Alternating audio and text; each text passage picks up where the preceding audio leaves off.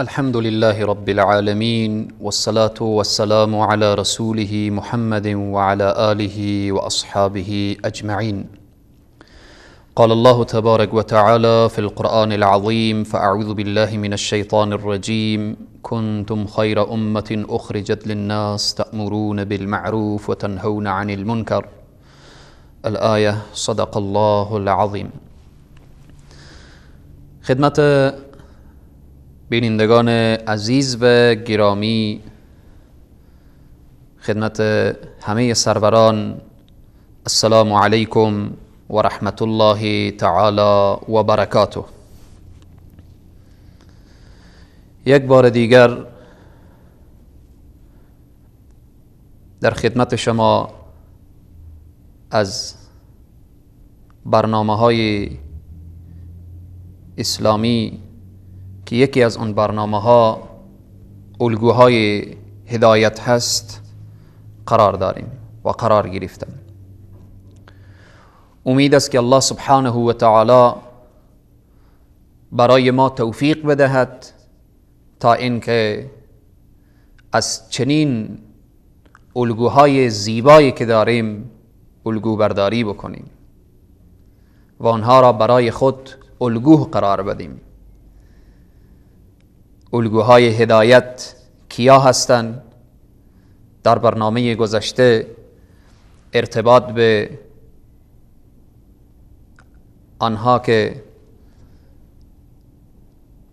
پروانگان شمع نبوت هستند، آنها که فارغ التحصیلان مدرسه رسول اکرم صلی الله علیه و سلم، یعنی اصحاب جلیل القدر رسول معظم اسلام صلی الله علیه و سلم می باشند.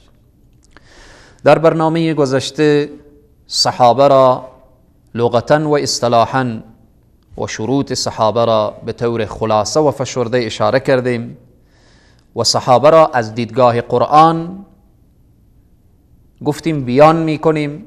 یک آیه را که وکذالک جعلناکم امة وسطا، این آیه مبارکه را مختصرا اشاره کردیم. آیه دیگر الله سبحانه و تعالی می فرماید: کنتم خیر امة اخرجت للناس تأمرون بالمعروف و تنهون عن المنکر. شما بهترین امت هستید تا در بین امت امر به معروف و نهی از منکر داشته باشید و ایمان به خدای تبارک و تعالی داشته باشید. ارتباط به این آیه مبارکه ابن عباس رضی الله عنهما 4 قول را بیان میکنند. میفرمایند که مراد از خیر امه اهل بدر هستند، قول دیگر مهاجرین هستند، قول دیگر، قول سوم تمام صحابه هستند و قول چهارم تمام امت تحت این آیه هستند. کنتم خیر امة اخرجت للناس. به هر 4 قول صحابه مد نظر گرفته شده.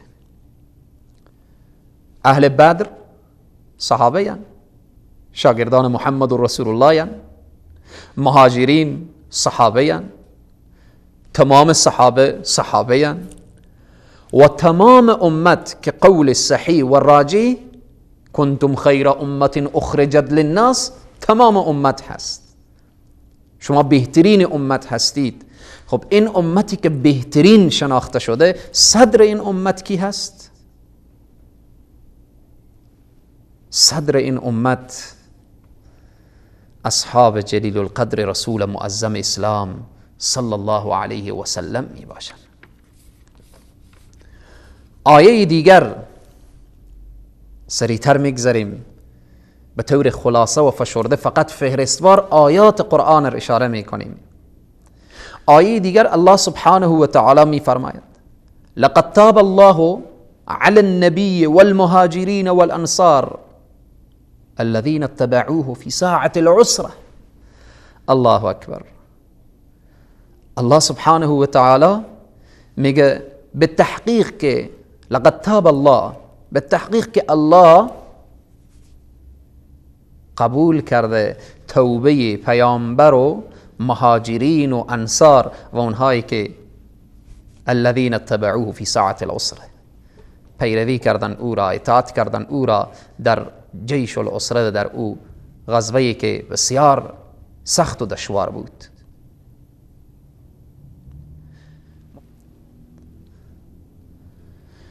مفسرین می فرمایند ارتباط به این که آمده لقد تاب الله علی النبی والمهاجرین والانصار، خداوند جل جلاله لقد تاب الله علی النبی میگه توبه پیامبر و مهاجرین و انصار. پیامبر اکرم صلی الله علیه و سلم که در صدر این آیه قرار گرفتن ارتباط به توبه پیامبر به خاطر بزرگ داشت هرچی بیشتر مهاجرین و انصار هست. این فضیلت مهاجر و انصار را نشان میده. مگر پیامبر صلی الله علیه و سلم دچار لغزش نشده بودند، دچار خطا نشده بودند؟ مگر بعضی مفسرین میفرمایند که لغزش پیامبر این بود که از عدم اشتراک منافقین در غزوه بود. پس این با این خاطر که مهاجر و انصار متوجه بشن بزرگداشت مهاجر و انصار هست.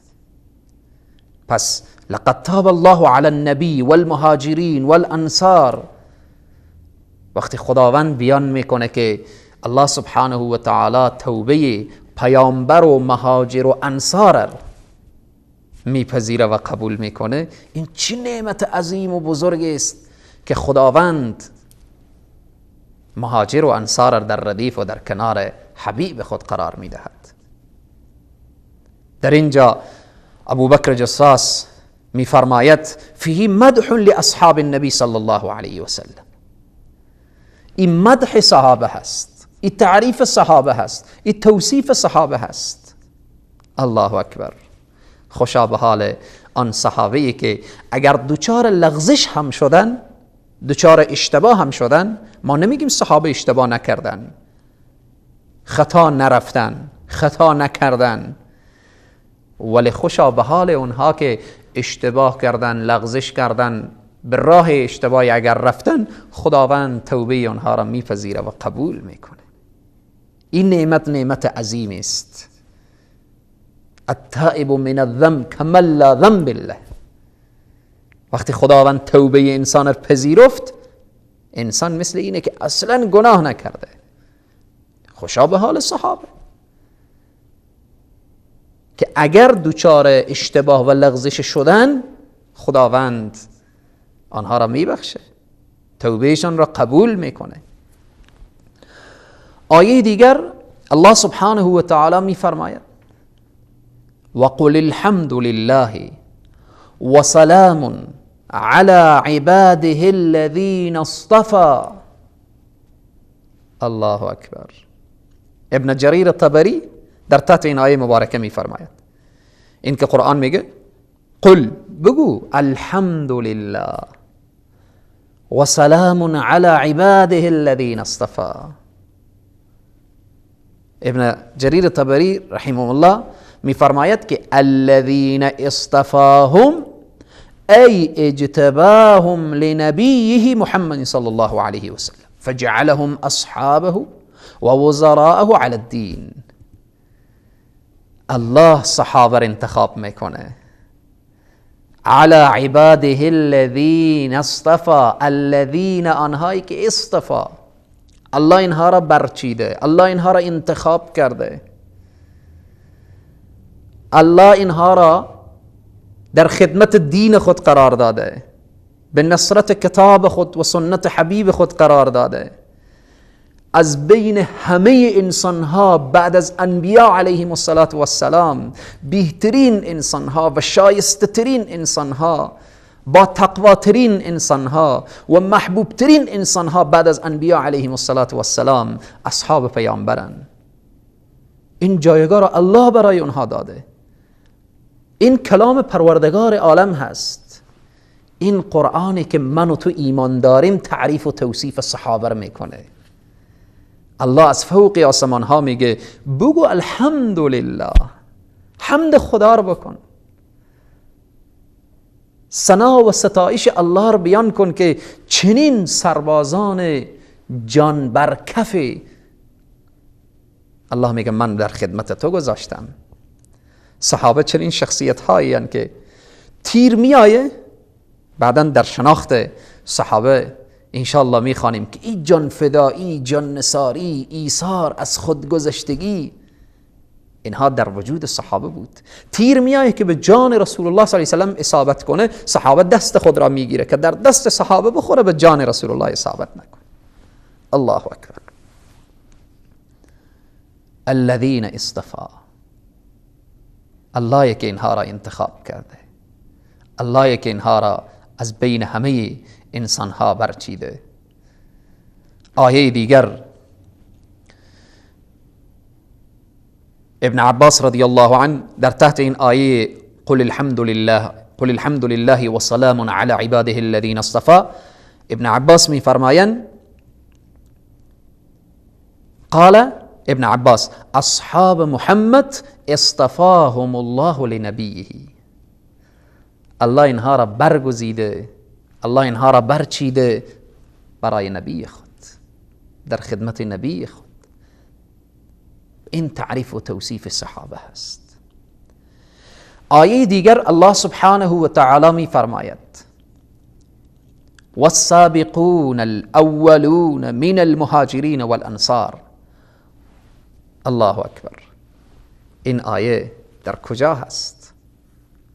این آیه مبارکه را الله سبحانه و تعالی وقتی بیان میکنه والسابقون الاولون من المهاجرین والانصار والذین اتبعوهم باحسان، پیشگامان و نخستین کیا هستند؟ مهاجرین و انصار هستند. الله اکبر. الله از پیشگامان و نخستین بیان میکنه والذین اتبعوهم باحسان، صحابه که فضیلت دارن، برکات دارن، ارزش دارن، در این کو بحثی نیست. والذین اتبعوهم، کسانی که صحابه پیروی میکنن، به احسان، به نیکویی، یعنی تابعین. مفسرین میفرمایند که تا به قام قیامت اگر هر انسانی درست و صحیح صحابه برای خود سرمشق قرار بده و از اصحاب جلیل القدر رسول معظم اسلام صلی الله علیه و سلم پیروی کنه، در تحت این آیه شامل هست. جایزه چیست؟ جایزه صحابه و جایزه کسانی که از صحابه پیروی کردن، تابعین، تبع تابعین، هر که تا به امروز، تا به قام قیامت که از صحابه پیروی میکنن، جایزه و مدال چیست؟ رضی الله عنهم و رضوا عنه. الله از صحابه راضی هست، صحابه از الله راضیان. هر انسانی که از الله درست و صحیح پیروی کنه، ما راه حق از کجا میشناسیم؟ از طریق صحابه. بدون صحابه هیچ انسانی به مطلوب و به مقصود نمیرسه. هیچ انسانی بدون صحابه انسان نمیتواند به خدا برسه. بدون صحابه نمیتواند رضایت الله را و رضایت رسول الله را کسب کنه. صحابه و کسانی که راه صحابه را تعقیب میکنن، الله در این کلام حمید و مجید، در این کتابی که لا ریب فیه، شکی نیست، میفرماید و اعد لهم، برای اینها آماده شده، آماده کردیم برای ایشان، جنات تجری تحتها الانهار، او باغ و بستان هایی که نهرها جریان داره، خالدین فیها ابدا، برای همیش هست. ذلک الفوز العظیم، این رستگاری بزرگه. صحابه به این درجه رسیدن، به این درجه کمال، رضایت الله را کسب کردن، فوز عظیم نصیب اونها شده. پس این آیه مبارکه واقعا مدال بزرگی برای اصحاب پیامبر و کسانی که راه پیامبر را و اصحاب پیامبر را تعقیب کردن، این مدال بزرگ رضی الله عنهم و رضوا عنه. اخیر آیه میگه ذالک فوز العظیم. انشاءالله ادامه این بحث فضائل صحابه از دیدگاه قرآن بعد از یک میان برنامه انشاءالله اشاره می شود. والسلام علیکم و رحمت الله و برکاته.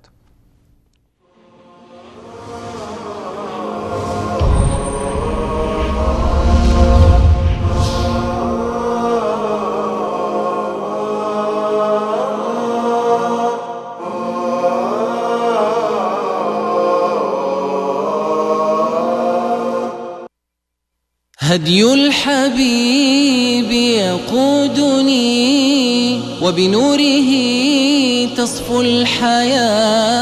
قد سار في درب النبي صحب وأشراف تقى. قوموا إلى الدرب المضيء نسمو ونرقى في علاه ونعانق. رسول الله صلی الله علیه و سلم فرمودند هیچ گروهی در خانه از خانه‌های الله گرد هم نمی آیند و به قرائت قرآن و تعلیم آن مشغول نمی شوند مگر اینکه آرامش بر آنها فرود می آید و رحمت الهی آنها را در بر می گیرد و ملائکه آنها را احاطه می کنند و الله متعال در جمع کسانی که نزد او هستند از آنها به نیکی یاد می کند. قوموا إلى الدرب المضيء نسمو ونرقى في علاه ونعانق العيش الهني. نحيا ونرشف من شذا نحيا ونرشف من شذا. هدي الحبيب يقودني وبنوره تصفو الحياة.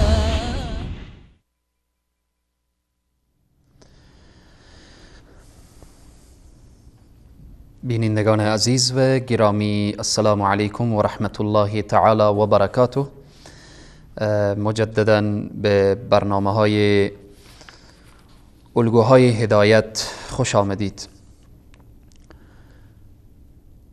آیات قرآن ارتباط به فضائل صحابه آیه را اشاره کردیم والسابقون الاولون من المهاجرین.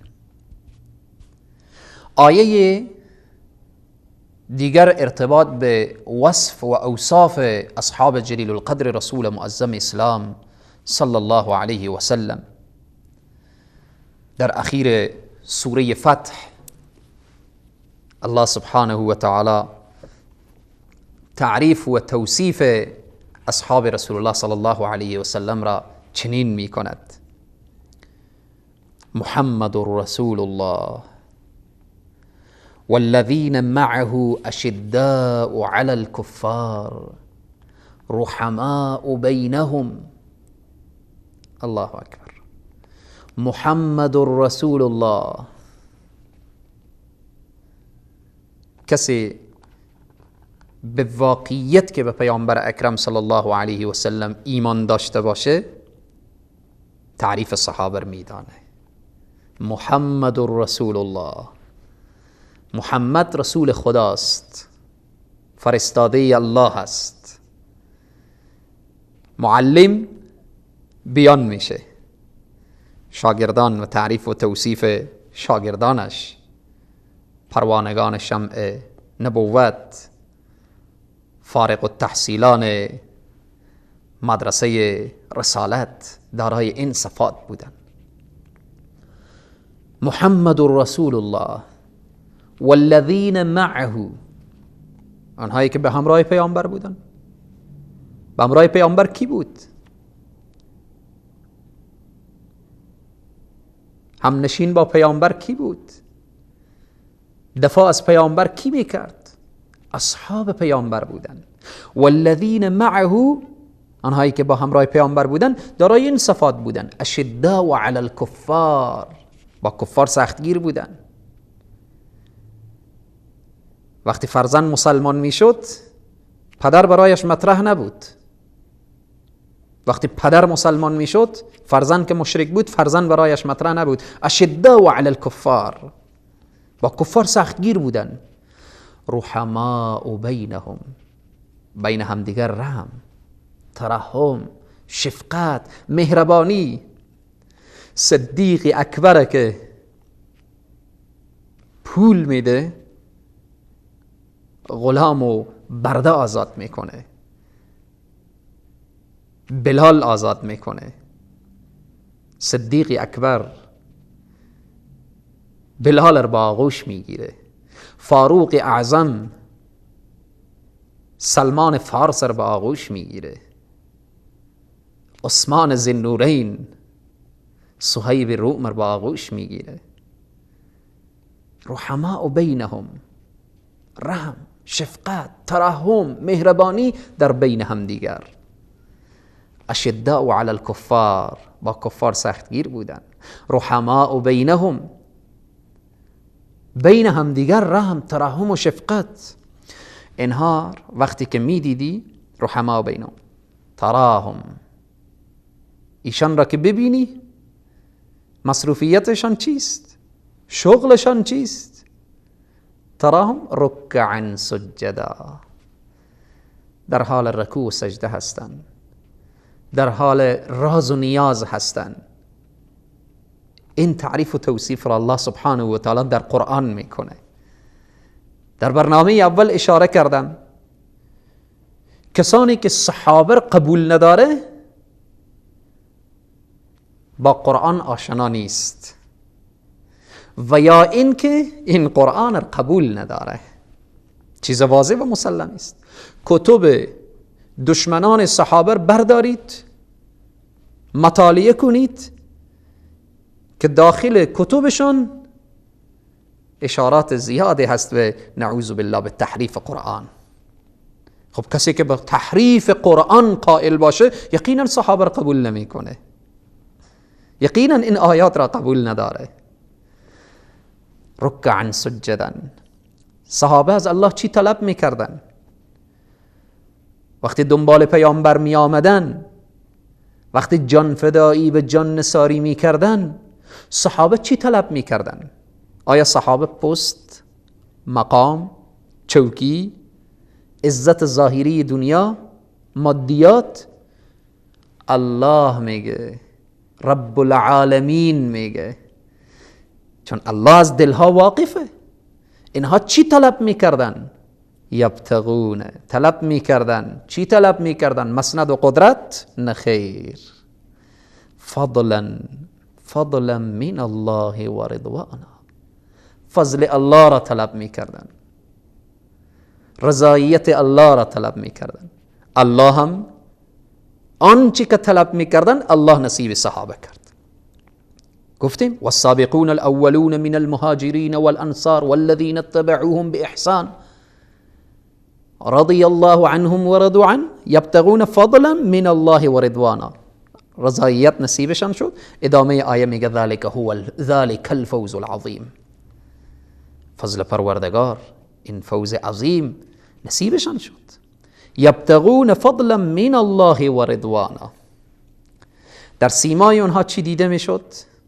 سیماهم فی وجوههم من اثر السجود، اثر سجده در پیشانی اونها نمایان بود. سبحان الله. این تعریف توصیف صحابه. قرآن کتاب زیبایی است. پروردگار عالم بیان میکنه که اینهایی که ما انتخاب کردیم، آیه پیشتر که اشاره کردیم، و قل الحمد لله و سلام علی عباده الذین اصطفى، که الله میگه ما اینها را انتخاب کردیم. تنها تعریف و توصیف صحابه در قرآن نیامده که همین قرآن اینها را توصیف کرده باشه، بلکه در کتب گذشته توصیف شده. مثلهم ذلك مثلهم این تعریف، این توصیف، این وصف شاگردان مکتب محمد رسول الله صلی الله علیه وسلم، وصف اینها ذلك مثلهم فی التوراة، در تورات آمده، و مثلهم فی الانجیل، مثل اینها، تعریف اینها، توصیف اینها در تورات و انجیل وقتی وصف رسول الله صلی الله علیه وسلم بیان میشد، در کنار وصف رسول الله صلی الله علیه وسلم شاگردان محمد رسول الله صلی الله علیه وسلم بیان میشد. چگونه توصیف شده در انجیل؟ و مثلهم فی الانجیل کزرع اخرج شطأه فآزره، مثل یک زرع، کشت، سبحان الله، که بیرون بیاره، اخرج وقتی که بیرون بیاره، شطأه جوانه و خوشه، وقتی خوشه را آورد، فآزره، آزره چی هست؟ نیرومند، قوت بده. فآزره، آنها را نیرو داده، قوت بخشیده. فآزره فاستغلظ، آنها را سخت نموده. وقتی یک گیاهی بیرون بشه، او خوشه بیاره و بعداً فآزره ای نیرومند بشه و فاستغلظ و سخت بشه، این چگونه هست؟ فاستغلظ فاستوى على سوقه، راست بیایه، على سوقه، ساقها، ساق محکم قوی داشته باشه که توسط هیچ بادی تکان نخوره. ای زرع چه کار میکنه؟ یعجب الزراع. الله اکبر. وقتی شخص بیایه، زاری بیایه، این کشت را ببینه تعجب میکنه. یعجب الزراع، به تعجب میاندازه زاری را، زراع را. صحابه چنین نیرومند بودن، صحابه چنین قوی بودن، صحابه چنین متین بودن، صحابه چنین شخصیت هایی بودن که در تمام همه مصائب و مشکلات از دین و از اسلام و از قرآن دفاع کردن. این قوی بودن صحابه و این متین بودن صحابه و این ثابت قدمی صحابه چه کار میکرد؟ هر قدر شکنجه میشدن، گرسنگی میکشیدن، زیر شلاقها بودن، آهنها و اخگرها سرخ میشد، در بدن صحابه چسبانده میشد و اینها قویتر میشدن. کفار را چه کار میکرد؟ وقتی که یعجب الزراع لیغیظ بهم الکفار، کفار را به غیظ می آورد.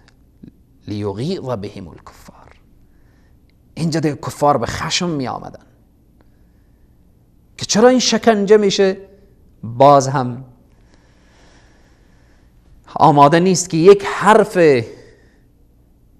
خدای نخواسته، کوچکترین حرفی نسبت به رسول الله صلی الله علیه و آله از زبان خود بیرون کنه. آماده نیست. قرآن صحابه را چنین تعریف میکنه. الله برای اینها، این صحابه‌ای که کفار به غیظ میارن، برای اینها چی وعده فرموده؟ وعد الله، وعده کرده الله. این وعده الله هست. حالا تو منافق هر چی که میخوای به صحابه بگو. بحر قاعده کلی هست که بحر با لبلب کلب نجس نمیشه. بیایی تو ارتباط به صحابه زبان درازی کنی و توهین کنی و حرف زشتی بگی، فکر کنی که صحابه را خدشه دار کردی. نخیر، نخیر. صحابه هست. الله وعده داده. وعده چی داده؟ وعده الله، وعده داده الله الذین، بر کسانی که آمنوا ایمان آوردن و عملوا الصالحات، عمل صالح انجام دادن، که اینها همه تعریف و توصیف صحابه است. ایمان آوردن، عمل صالح انجام دادن. منهم، از ایشان چیست؟ مغفرتون، برای ایشان مغفرت هست، و اجر عظیم، پاداش بزرگ هست. الله اکبر، الله برای صحابه وعده پاداش بزرگ داده. بزرگه که الله بگه. الله چقدر عظیم و بزرگه، لطف الله هم همین قدر بزرگه. پس این آیه